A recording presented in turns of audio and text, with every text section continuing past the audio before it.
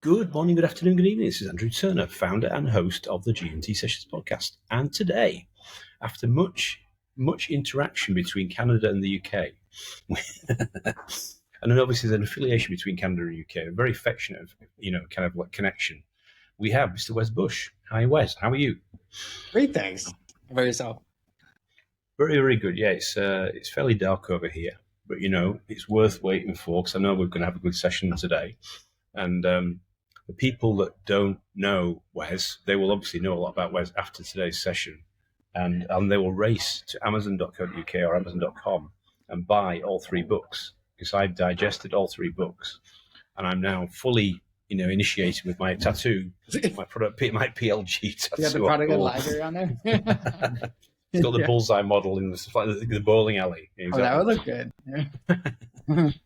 That's what you should do. Actually, you should do some swag. You should do some swag. Definitely. Maybe that's the next part.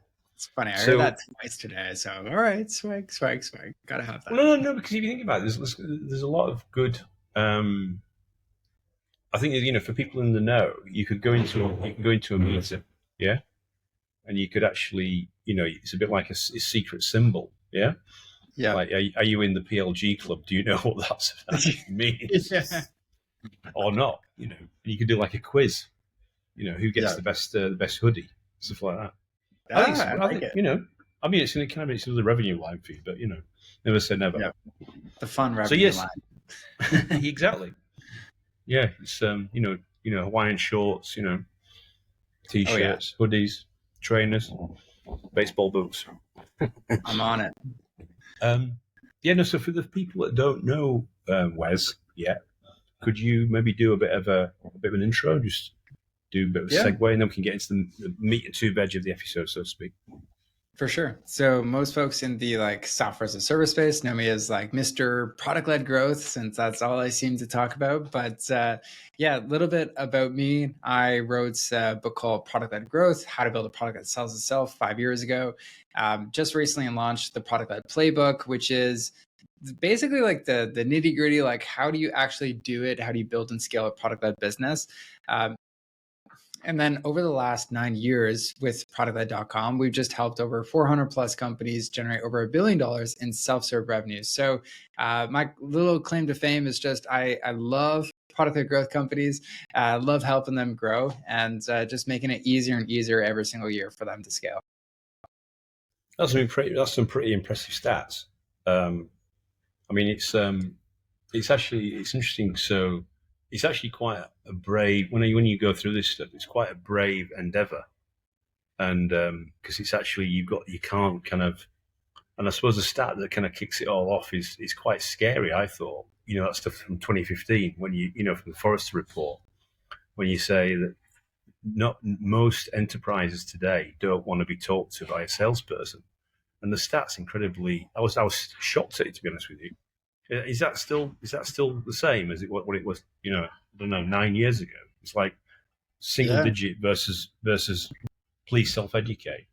Well, it has changed actually quite a bit. So we didn't run an exact replica of that survey. So back 2015, Forrester ran they asked the question how do you prefer to buy? And there was two options. You could self-educate, which is, you could go through a free trial or something like that, or you could talk to someone in sales. And so out of that study, there were hey, 3 out of every 4 B2B buyers wants to do that self-education thing as long as possible, which is that makes sense, right? And then I was curious, this past year we ran our own study and we were trying to identify has that changed? And have buyer preferences changed a bit over the last 8 years? And so what we identified is actually, the question we asked was, how do you prefer to buy? And we just had 2 options, try before you buy, and then talk to someone in sales. And so 97% of people actually chose the first option, which was I just want to try before I buy. And so it has changed a lot. And I think it's just worthwhile to kind of point out, we are also in a buyer's market. There's a lot of sellers. There's a lot of options on the table for the average buyer. And so the tables have churned, and it's like you've lost leverage as a business, and so you really do have to cater to what do the buyers want and how do they prefer to buy. It's worth pointing out that that's changed. So it's like before, if you think about the traditional seller process, was that the seller had all the information, and he would what you could filter it, he would curate it, he would drip feed it into the prospect. And now, because of the internet, obviously you've got to put stuff out there, and then you've got self-selection happening. It's just completely changed the dynamics between the buyer and the seller. But totally. I mean, it's fascinating that it's such an extreme. It's not 80-20, it's 97-3. I mean, that's very extreme, isn't it? Is that driven, do you think, by bad experiences through a selling process? Like a sales-led motion. What's behind that, do you think? Any thoughts on that?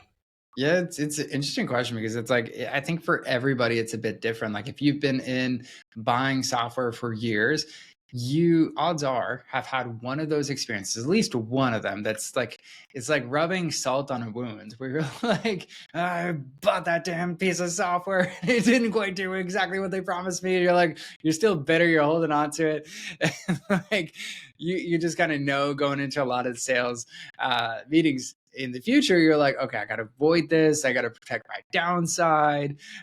Maybe have like a 30, 60-day kind of non-committal thing to this agreement, just to make sure it actually does what it says they say that it's going to do. So like if you've been in the space for a while, that's what people want. But then earlier generations that are coming into the workforce, it's just the expectation. It's like, hey, everything they've been doing since they've been on their iPad since 5 has literally been a self-serve product-led experience. And when they hit the workforce, there's the expectation that this is how we buy. And if you're not doing it, what the hell are you doing? It's like, this is what I want to do. And now we're in the space where it's like, with AI and all this like amazing innovation, it's just there's way more options out there where somebody's going to do it. If you're not going to do it, somebody else is going to have that perfectly great try before you buy experience, and they're probably going to be easier to find because a lot more people are referring to them and everything else like that. And there's one obvious choice in every market.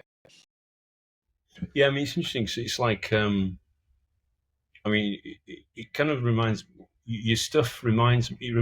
A lot of it reminds me of designing a game. Yeah. Oh, your book, when you read your book, because you really got to think through, all these different stages of the actual user and who is actually your ideal user. It's the level of forensic thought you've got, a critical thinking you've got to put in place. I think that's what's really good about your latest book, the Product-Led Playbook, which I think you've got in with you. Yeah, you can flash it up, aren't you? Yes, there we are. Because I think that, if people say they want to be product led, I think, there's obviously, depending on what age they're at and what their classical training's been. If you think about like when you're selling software in the 70s, 80s, 90s, 2000s, and then to your point, the Gen Z come in and they become the buyers. They're analogizing to an Apple experience, yeah, or an App Store experience, yeah, a freemium model or whatever. And then but that's a B2C experience that they're then going to work and then expecting a B2B experience, when the whole economics of that are, you could say it's one of the ones where it makes your CFO kind of like have a bit of a heart palpitation, as he tries to model, what's the ARR and what's the growth.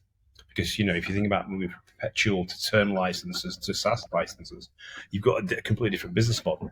So, yeah, I mean, it sounds like, I mean, I agree with it. It's like a paradigm shift in the experience. But it's actually, what I found really, really rewarding reading your latest book was, and I recommend everybody buy it if you're going to go into this seriously, is there's a lot of exercises in there that you really need to dig into. And I think some of the stuff around, the gamification, the actual stages of the user, and actually and the challenges at each stage of the user. You go from a beginner to an intermediate to an advanced. It just remind me of, like, I know you use this in the book, the Super Mario kind of analogy. Oh yeah. It kind of reminded me of, like, okay, I'm on level 2, if I want to get to level 10, what challenges am I going to have and how am I going to get there?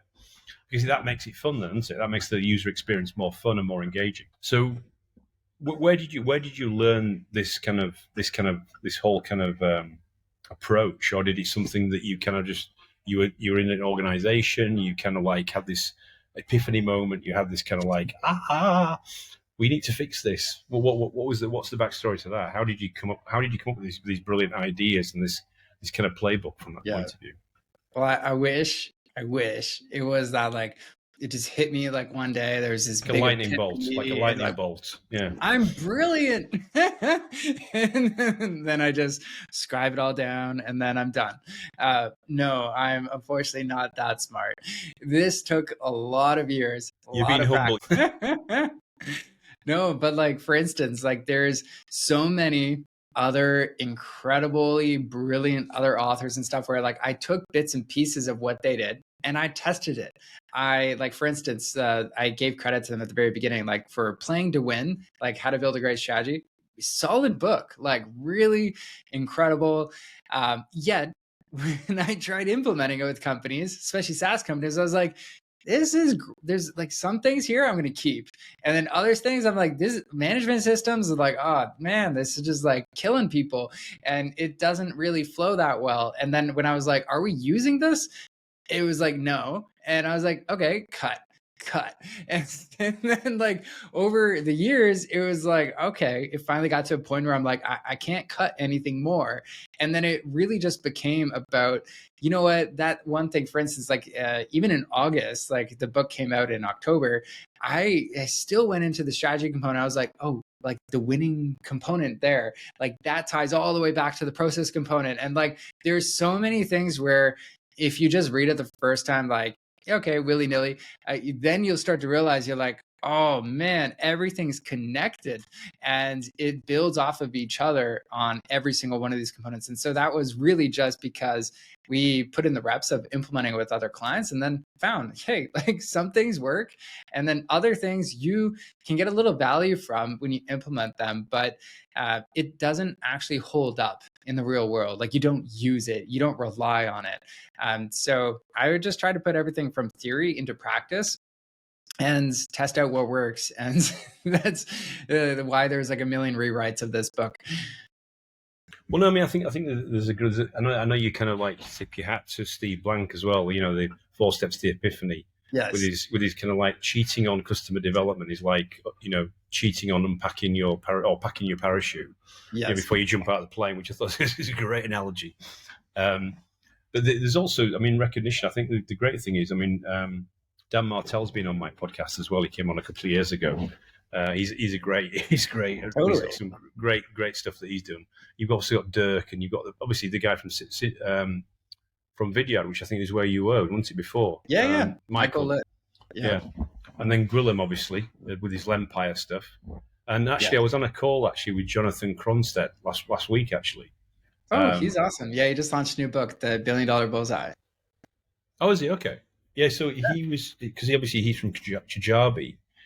So I've just joined a cohort with Christopher Lockhead and the Category Pirates. Okay. So I've just joined the Category Design Academy, and there's about 20 of us in it, and it's brilliant. It's like whoa, we're gonna have to do some work here. That's good. But he's kind of officially retired, I think. Also, I think so he said, but he's obviously going back to school. He's up to something. I know him. Yeah. So one of the things I was going to say to you was that the thing is about the companies that you've exposed to this. Have you found that there's certain segments that have been more successful? Is it a mix of is it all B2B companies that you've worked with, or is it been a mixture of B2C and B2B? Because a bit like we're talking about the Apple experience, that it was a traversing. Any thoughts on that? Yeah, no. So we primarily do work with like B2B software companies. That's like our sweet spot where we focus majority of our attention. However, we do have other like B2C SaaS companies that do sign up, go through our programs as well. The main kind of difference is, though, like, the system still applies, everything else works. It just comes down to like your user is also your buyer. And that's a really kind of fun concept to do. It's a lot easier in some ways and a lot harder in other ways when it comes to like how do we differentiate, because usually there's a lot more options out there for mass market kind of solutions. So yeah, it's give and take on that end. But we do have some companies that are outside of SaaS, but I would say like just all our examples, all our case studies, everything we do right now is just so focused on software. So that's like, if you are one of those people, you're pioneering, you can like take concepts and just apply them to different industry, like you can do really well. It's just, if you can't, then don't work with us yet, because we haven't got that vertical down yet. It's coming. Yeah, I mean, one of the things I think it triggered in my mind as well, though, because you know that you got this concept of PLG, and then you've Yeah. got a set concept. You've got like you got this iceberg picture where you've got the things that people are going to do, like a kind of a high level PLG experience, and then they go deeper because they hit some problems, they hit some choppy water or whatever, and they have to go down because it's not just product led. It's it's not just product team actually working on it, but it's actually going to be the whole organization. I think one of the things that it triggered in my mind was how do you actually operationalize that? Because who are the types of role that you see? Because if you've got a team, what are the Yeah. types of discipline you need to bring together for that? Any thoughts on that? Yeah, and this is like one of the hardest pieces of just nailing product-led growth, because a lot of times it gets siloed in like product team wise, or it's like marketing team. And one of the things I mentioned at the beginning of the book is I call it like it's a trap, like to just like focus on like one specific area, whether it's product or marketing. It's like it's a company thing. And so if it's a company thing, how do we integrate a company thing? It's like it's the leadership team, right? It should be. And so if you don't have one, like, okay, who are the key leaders? Let's make sure they're on the same page. And we would roll that out together. So the 9 components that I cover in the book, like those are things you would go through with each other. And like in the book, I have like every single component has its own canvas worksheet you can go through and get alignment on. And this is like, I don't know if you realize this in your business too, Andrew, but you kind of realize when you're in your business for a while, you're like, man, I thought it was this that we do. Like, I thought we focused on like PLG, but then it's like actually change management is a humongous part of like our business, and what we do and how we facilitate calls with your leadership team is actually one of the hardest pieces to just get everybody on the same page, because it's not complicated. It's just getting everybody on the same page, getting like really clear on what that looks like often does take the majority of the effort. Yeah, because I think what you've done is this is, I suppose, it's another reference you've done. So the strategizer guys who did the kind of Yes. business model canvas, Heavily inspired design. no. I smiled when I saw it. Cause, you obviously got the end user, the user end game canvas. Yes. And you obviously got your business outcome canvas as well, and obviously there's a series of other canvases. I think it's a great concept because it's a bit like, how do you succinctly get it on one page that you can communicate to everybody in the company, and there's no complete clarity, you could say, because otherwise people can be on different versions of the truth. I suppose that's the benefit of using that type of technique. It's really good. I didn't realize you'd actually put into there those concepts into there, but I had Tendaya Vicky. He's another guest who's come on the show a while ago. He works for the founder of Strategizer, and he's written a book called Pirates in the Navy, which is basically about how innovators try and disrupt corporate organizations. But he's like a director there. Yes, he's been, he does a lot of consulting on lecturing on that kind of business model canvas. So I think what you've done here is you've effectively, because the business model canvas is quite high level and the value prop canvas is quite high level. I think what you've done now is you've taken it to another level of detail. Because I think that the big takeaway from the book, from my point of view, is really getting into the hearts and the minds and the gut of the user. Who is the ideal user, and actually what is their path to success. And I think if you skim on that, you're gonna go down a black hole. You're gonna go down a rabbit hole, and you're never gonna get out. I don't know if that's what you found with some of the people you've helped. If they don't do that, it's a bit like doing the critical work, isn't it? The critical deep work before you switch it on. Otherwise, you're going to miss oh, what about this scenario? Oh, we've missed it. They've left the game. They didn't get the Yeah. flowers. They got all the dragons. They went into the dragon's lair. Yeah, because I think it all comes down to like, does your strategy have depth or not? And what most people really focus in on is all the surface level stuff because that's what you see first. They're like, oh, we need a new offer. Okay, let's like whip something up. And yeah, what should the free thing be? Oh, okay, maybe free trial, 14 days. Sounds good. That's what our competitors do. And then it's like, okay, let's like guide people a little bit to onboard them, pricing. And it sounds all good in theory. It's just it lacks the base of like a solid strategy and core understanding of your user, and then an intentional model, not just like whipping up something for free for 14 days, but like, hey, what do you need, Andrew, to get to the next level in your life in a specific area? And to actually walk away from that free experience and be like, wow, like that was incredible. Like for instance, today I just upgraded to Claude.ai Pro. It's like, you know, a chat GBT competitor, but you know, I was amazed. Like I hate like creating marketing plans and stuff, but I was like, this thing is fantastic. I was just blown away. And it's like, oh, you need a prompt for getting like more stuff out of this for like something specific I was trying to do. I was like, absolutely done. Like, even if this just like shaves off like another, you know, 30 minutes of my time, it's done. It's the easiest decision ever. When you do it at the right time, you will just have people pulling out their credit card, not talking to you, and upgrading right away. So you're saying that they created that kind of magnet for you to upgrade to the next level, like instantaneously. They kind of like they've gone into the mind of the user. Is that what you're saying?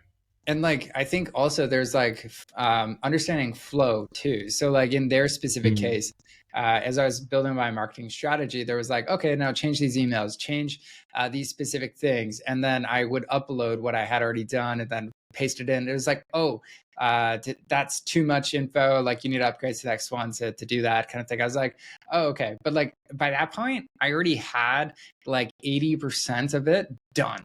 And I was like, just trying to tweak the other 20%. So I was like, no brainer. Yes. Let's do this. Yeah, I mean, it's interesting because I think one of the things that also was really interesting was, I mean, you must have had some quick brainstorming here, or quite a lot of brainstorming, is about the moats. You know, like the Yeah. moats. So it's okay getting that product to market, and you know, to your point, getting that first 30-day evaluation done, and then praying, if you've not thought it through, that they're going to. Oh, of course, you know, the 30-day trial's expired. Are they going to churn, or are they going to upgrade? And your Anthropic experience then was like the second part. I'm desperate to upgrade. I'm desperate to give you my credit card.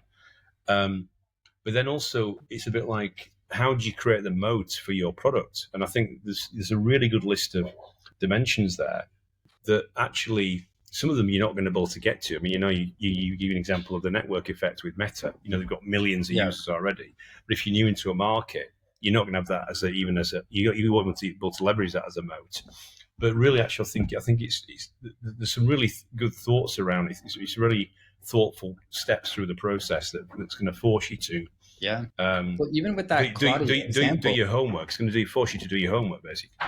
Yeah, like with that Claudia example, it's like most people use ChatGPT or Gemini, and those ones are like free for a lot of things you could do. But then it's like, why do you need another tool at the end of the day? And it's like, actually, they do two things better. It's like they have a privacy thing. So if you care about privacy, it's really important for that. And then two, they do long form content way better than ChatGPT. So it's like, okay, great. You got me on two things. Then there's like another like tool I'm looking at called Poe, which has like all of them, all the APIs for all the different kinds of, you know, tools like this. And I'm like, and their core strategy is it's like we take the APIs from everybody so you can just plug and play all these different ones. So it's like everybody can win, but they have a different unique strategy of like how they're going to get there and who they attract, who really cares about each of those features, then helps you get really clear on who are you best for, who is that ideal user,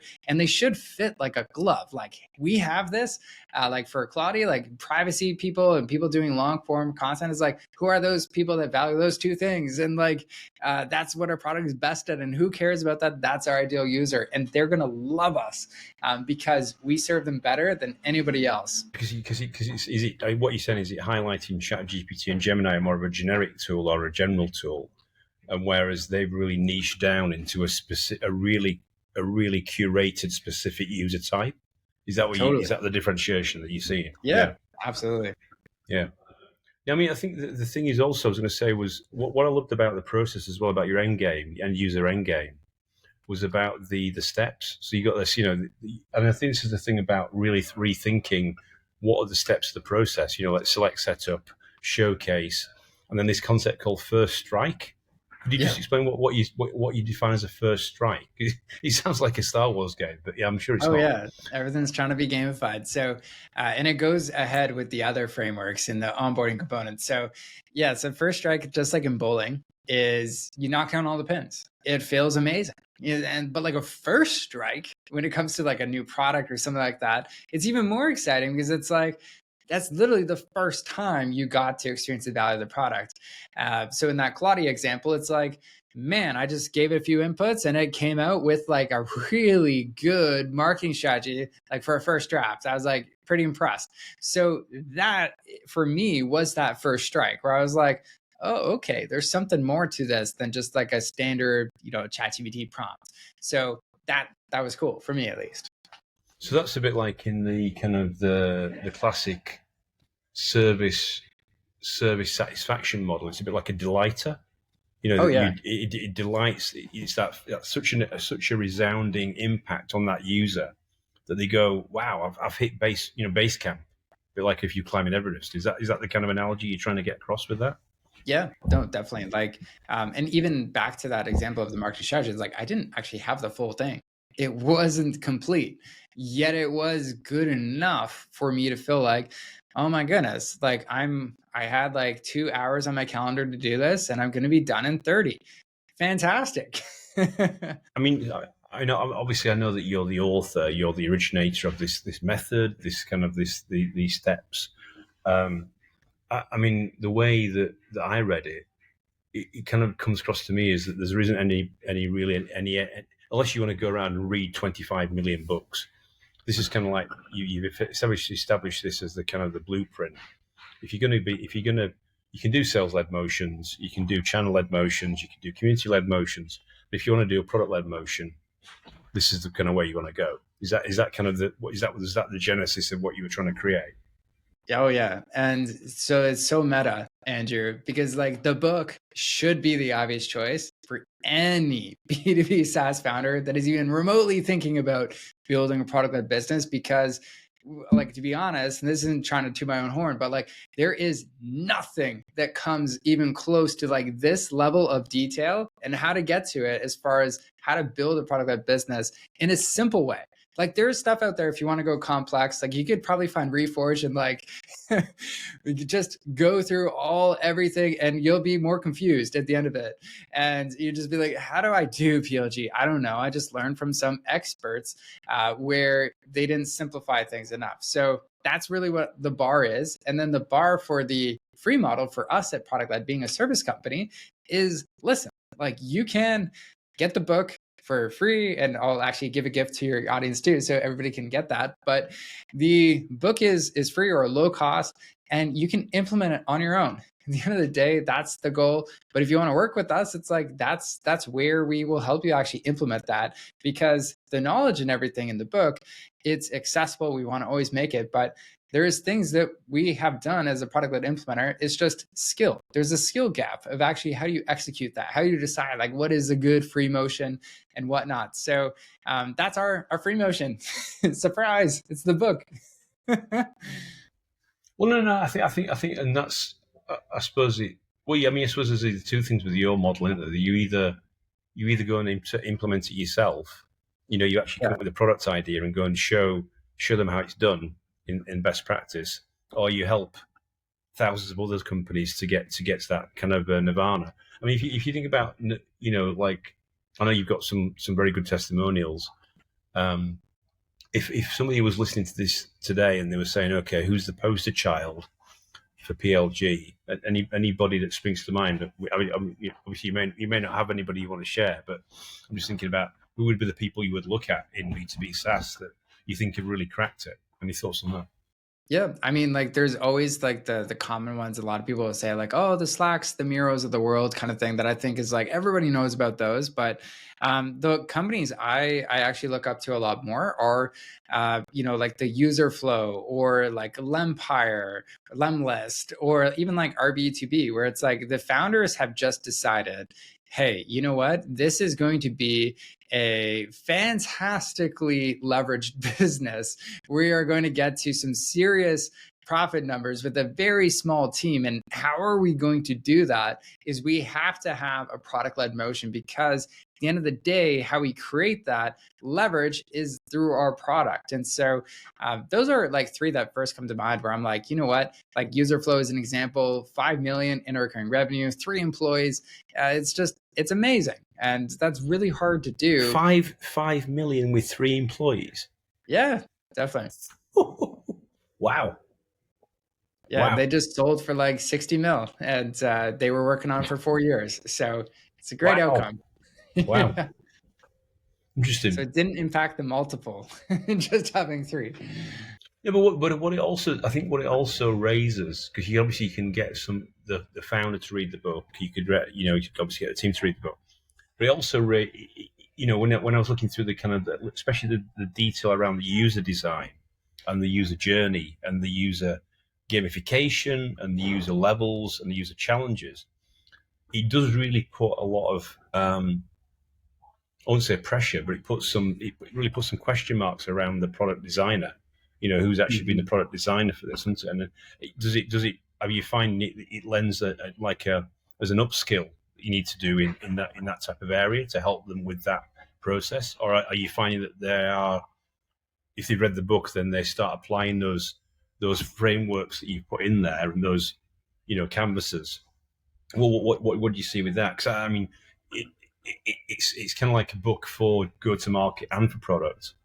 Yeah, It's no, not definitely. just one. As you said, it's the whole organization. But it kind of said to me, is there some additional training and curriculum you need to develop to help those people through it, depending what stage they're at? I don't know if you thought about that. Oh, totally. Yeah. And like that is one of the pieces in the last component, the team one, where we go through and be like, okay, now like what are the capabilities we need to have as a company to really execute at this at the highest level? When you think of like a media company, what's a media company really, really good at? It's like media, engagement, creating an audience, all those fun things. They're fantastic at that. The people on the team are fantastic at that same thing. And it's like in a product-led company, it's like, now, if we want to do this at the pro level, not just amateur hour, but the pro level, what are the capabilities we need to have? Yes, you mentioned like product design. That's a really important one. Also, like product marketing, very important too, because you got to convince people to sign up before even talking to them. And so there's these skill sets. And a lot of times when we start working with companies, we'll see, oh, okay, like, for instance, they'll have a graphics designer who has just been tasked with doing product design. And we love them. They're great, but like the strategy, the thinking through, the ease of use and usability is lacking, because they're just trying to make the best with the resources they have. And so in those cases, it's like, hey, listen, luckily for you, courses are abundant and they're really affordable. It's like, here's the best practices for product design, user experience. This is what we expect. This is like, sign up for the other apps, maybe in your space or across comparative industry. Look at what they're doing with their free motion, to really understand the best practices, but then also be able to see, okay, these are some of the design things we got to consider at least. And then every single month, you're helping that person develop at least one key skill. And over time, it will take a while. Sometimes you might just decide, okay, we can't wait that long. We need to find someone else with that skill set faster. But a lot of times you can just develop your existing team and be like, hey, listen, I know this is important, but we got to always improve on this to get to the world-class elite team status. Yeah, I mean, it's also, I suppose, the other question, because I think that's a very valid point. It's gonna require some kind of, I won't say navel gazing, but some honesty around, and potentially some redesign of the product before you can launch it into PLG, isn't it? Because you may have got a certain assumption of the product design, but if you go into this in a proper way, you may have to do some redesign, to think about the whole end game, the whole levels, the whole Totally. gamification piece. Do you find, obviously SaaS founders, right? It could be a product guy, could be a tech guy, could be a commercial guy, could be an accountant, right? Could be a finance guy. Are you seeing variations of approach or adoption based on that kind of SaaS founder background? Any thoughts on that? I mean, like most of the like for the book itself, it was written for like a SaaS founder that's like obsessed with their product. They love that part of it. So that's where we're hitting home most for the book. And so, as far as who else could benefit from it, there is, like you mentioned, it's like go to market and product. And of course, the CEO has to understand what the heck this is. And the reason we wrote it specifically for like SaaS founders and CEOs is because if we notice if they're not bought into this, if they don't get it, it doesn't work, or at least it doesn't stick that well, or they don't understand like how much resources they should put into it to actually make it succeed and get to the world-class level on building that product-led business. And so, yeah, that's kind of how we've approached it. Because one of the scary stats, which I know you mentioned earlier on in the book, is about the level of PLG success. It's quite low, isn't it? If you think, Oh well, yeah. I don't know, in the definition of, I think your metric is like what gets a 10 million ARR and effectively profitability. It's still quite a low single digit. So it sounds like there's quite a big ocean of people that still need some help, which I presume is your kind of your Tam and Sam and Som, I suppose, from your point of view. Yeah, no, and like I think this is the biggest opportunity in this space when I think of companies like Stripe, for instance. Like, what does Stripe do? Really, it's like their whole core value prop right now is like, hey, it's like infrastructure for billing, so you can charge people all that stuff. So like, there's critical infrastructure missing to make product-led work. The playbook is meant to be like a infrastructure for how to think about it and how to approach it in your business to really make it a lot easier. Now there's also other core infrastructure that's there, but it's not quite designed for a product-led company. Like whatever, like a CRM for a product company is kind of like, do we use HubSpot and like pipe it over here and there and there? It's confusing. And then there's a lot of tooling that's just a little lackluster. And so, yes, I think that's why there's like a much lower success rate. Not to mention, I always say like a product-led company is harder to get started, much easier to scale. Whereas a sales-led company is like the exact opposite. It's a lot easier to get started. You need a landing page, somebody great at sales, and you can make a sale. At the end of the day, that's the best part. And then it's like, okay, we'll deliver that. As long as expectations are there, that's actually great business practice. But it's much harder to scale that at the end of the day because it's a lot more people oriented. And so I believe in the next like 5-10 years, we're just going to see a lot more of that infrastructure come into play. And it's going to become a lot easier for product-led companies to get started and get that go-to-market motion rocking, so they can actually compete eye to eye. Yeah, because I think if you look at the business plan around, if you model a sales-led company, then you get into a different economic model, don't you? About what's the assumption on the pricing, what's the assumption on the sales go-to-market team, with SDRs, BDRs, AEs, you've got this kind of, I wouldn't say superstructure, but sometimes you have to get into a superstructure. Do you see that over time, there's a switching where people will go smaller on go to market, but then become more tight knit as an organization because they'll say, we've got sales led, we've got product led. We're going to just double down on product led. Is that are you in the conversations you're having with founders? Are you seeing people come into that kind of hypotheses, or they're not quite there yet? Yeah, definitely. And one of the things like I always recommend is like at the early stage, like if you're just like trying to figure out like traction and stuff like that, please do like founder led sales. Like don't just go straight for the, oh, it's going to be self-serve from day one. No, like talk to people. That's the best practice at the end of the day. Get to like at least 100, 300K, maybe 500K with that founder led sales approach to make sure you have something tangible that you're offering. Once you get to that point though, it's like, okay, you have limited resources. What is the one go-to-market motion that makes the most sense for your business? Is it more of a product-led approach, or is it more sales-led? And that's where I love drawing a distinction. Like pick one, don't try and do both, because at the end of the day, it's gonna be hard to build both of these really, really well. Like for instance, if you decide to go like self-serve with the product-led motion, you could still have like a requested demo if people want to have that. But it's like your primary focus is on that product-led motion. Now, once you go from 1 to 10 with that one go-to-market motion, then once you're at 10 mil, it's like, hey, let's add another go-to-market motion line onto this. Maybe it's product-led sales, and we do mix both of these together. And then eventually maybe you add another go-to-market motion like enterprise sales or something like that if you decide to move up market. And so that's how I would really approach it, is there's like a time for one go-to-market motion, and that's usually from the 1 to 10 mil. Yeah, I mean, that reminds me of the Dan Martell model about the layering. You've got the different layering models. But yeah, no, I mean the challenge what you're raising is you can get stuck in the middle. You get stuck in the middle between product-led and sales-led. And you kind of you don't do either well. You don't execute either very well, and you kind of fall between the stool. Is that kind of what you've potentially seen elsewhere? If you don't get your act together or make your decision, I suppose you kind of you can hedge too long, and that kind of burns you, or it gives you some negative feedback. Tell you what happens when you do that. Try and do both. Is you'll usually get to a specific point, a little crossroads, where you're like, okay, we have this like product-led motion thing. It's not doing that well. It's like, it's maybe $1,000, $2,000 per month coming in. And then we have this like sales-led thing. It's like one contract is like $10,000. And you're like, what the hell are we doing? We're like wasting all our time here on this product-led thing. This makes zero sense. And so they just kill the product-led motion because they're like, it doesn't make sense for us. I guess PLG doesn't work. When it was like, no, it totally could have.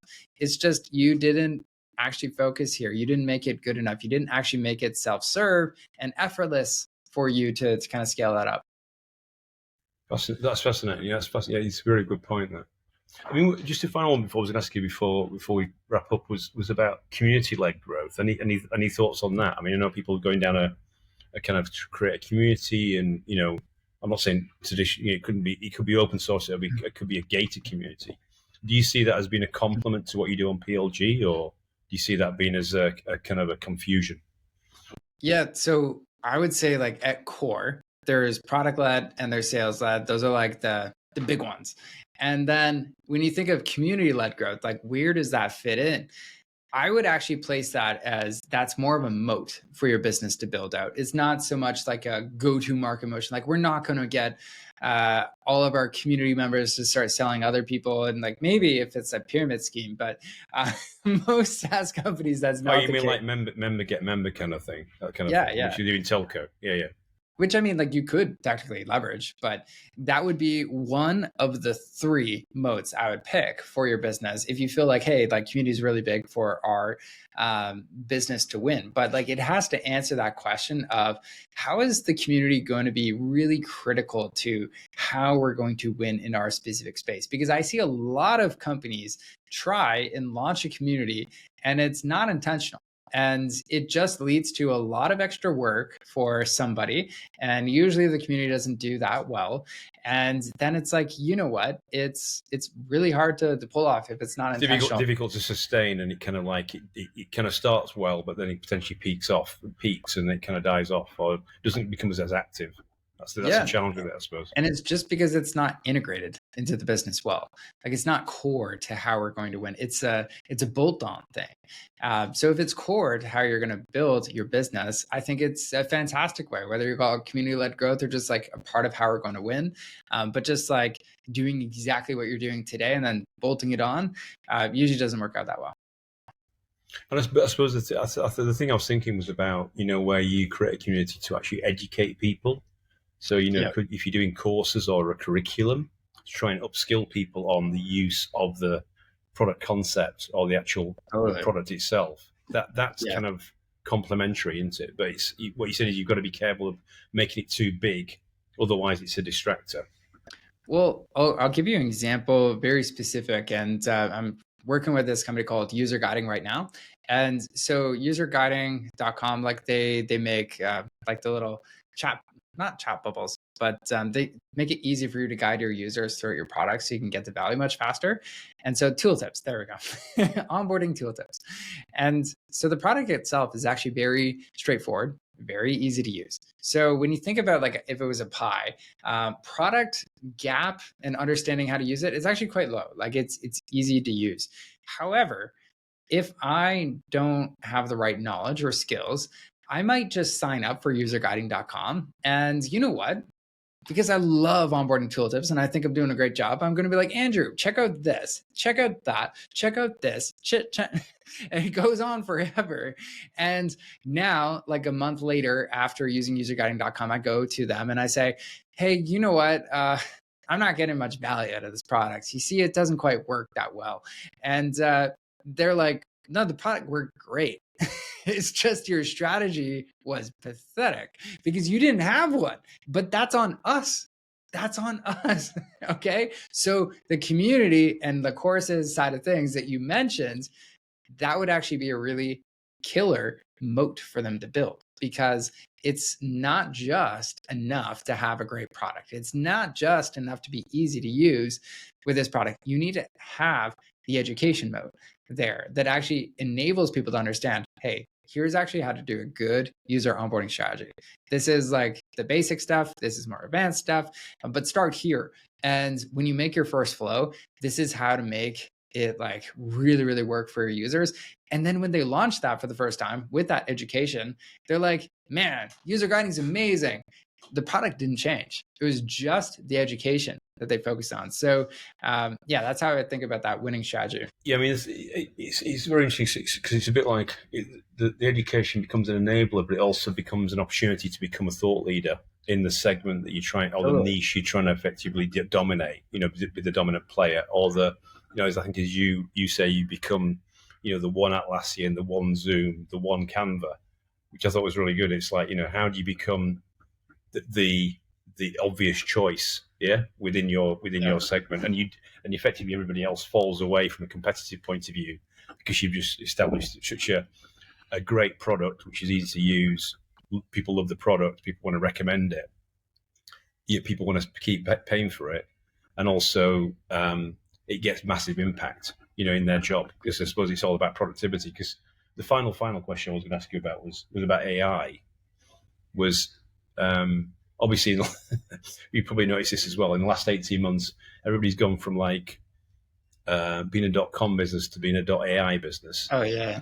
And I know you touched on this a little bit, but what any observations with that? It's a bit like it's. Are you seeing some good movement in that space, or are you seeing people trying to take what's the phrase? Put lipstick on the what? Yeah, on the pig. Yeah. You said it, not me. Any thoughts on that kind of thing? I mean, I'm seeing some people trying to relaunch their products with an AI tint, an AI flavor, getting some success, and people not getting success. Any thoughts or words to the wise on that?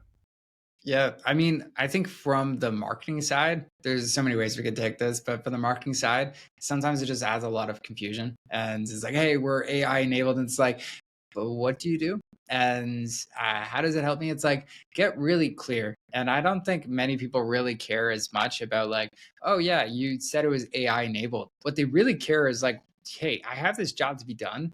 Can you help me do it faster, better, cheaper than anybody else? Sure. If you use AI, you got my approval. If it does that. Now, if it's just saying it because, like, hey, we're trying to raise a new round of funding, which I've seen a lot of companies do that too. Same thing with PLG way back too. They're like, oh, we're going to get more of a multiple if we say this. So yeah, I despise that side of things on the AI front. But the one last thing I'll add on to AI, my perspective is, if you thought it was competitive today in your market, watch out, because it's going to get a lot more competitive. If you just think like back to even today when I was making that marketing strategy, it went from 2 hours to 30 minutes. And just think about like everything else that we're getting enabled to do much faster than we ever were. You will have AI that could just go through your app, duplicate it, and then you could refine it with somebody else in a fraction of the time. And so the moats you build are going to have to be really hard to copy. Really robust, aren't they? Yeah. Totally. And that's why, like, the very first component of the product-led system, it's like, I just want to help more people build something it's not just going to get copied right away. And you have other moats outside of your product. And, part of that is kind of that. I think I like that proprietary one. So if you can get some patents or some trade secrets that you can build into the product, then that's obviously going to give you a bit of a leg up that you can differentiate. But fascinating, absolutely fascinating. Well, all I can say to you is, for anybody that's listening to this podcast on Apple or even watching on YouTube, you must go straight to Amazon.com and buy this book. Or you can go to your website. Actually, I think you're going to share your website and how to know more about your book. Actually, I even got something better for everybody who's listening. Something better. Now. Wow. I'm going to give it for you for free because you stayed until the end, all the listeners. So it's the free audiobook, since if you're listening, you hopefully like listening to other stuff too. So the Product-Led Playbook, completely free. If you go to productledgift.com and just let us know you heard it from this podcast, and we'll ship it your way. That's fantastic. That seems to surprise me as well. That's not very nice of you. Thank you. Much gratitude. No worries. So that was Wes Bush, entrepreneur and all-round cool dude, and obviously travels around the world writing books on beaches, but also writes some very good books. And I think the website is product-led.com. Is that right? Is that the best one to go to? Yeah, you got it. And that was Wes Bush, CEO and founder of Product-Led. And it's been an absolute honor to have you on the show. And thank you for sharing all those value bombs, as you say, boom, boom, boom, because in such a short episode. But no, thank you for coming on the show. And it's an absolute pleasure to be with you today. And please check out those links we shared, and please check out the free gift from Wes. That was Andrew Turner, founder and host of the G&T Sessions podcast. See you next time. Ciao, ciao.